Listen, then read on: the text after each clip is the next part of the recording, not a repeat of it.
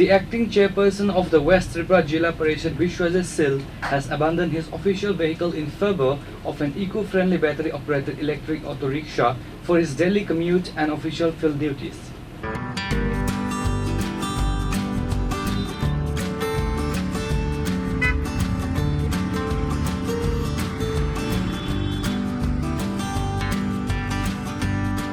The acting Jilla Parishad chief was seen navigating the streets of Agartala and surrounding rural areas in an e-auto. He emphasized that the move comes in direct response to PM Modi's nationwide call to reduce dependency on fuels.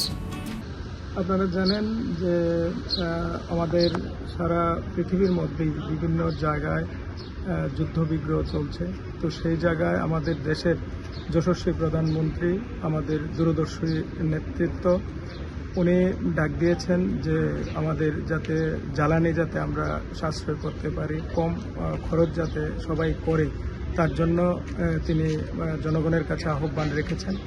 তো আজকে আমাদের ওনার আহ্বানে সাড়া দিয়ে আমাদের রাজ্যের মাননীয় মুখ্যমন্ত্রী থেকে শুরু করে আমাদের রাজ্যসভার অন্যান্য সদস্যরাও সেখানে তাদের যে এসকর্ট বলুন বা গাড়ি বলুন সেখানে অনেক কমিয়ে ফেলেছে।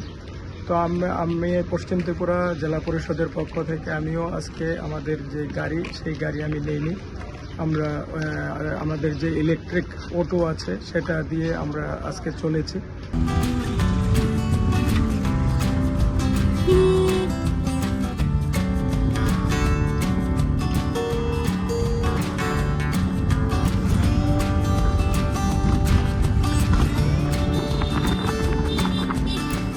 Reporter Viparna from Agartala, Chini Khora.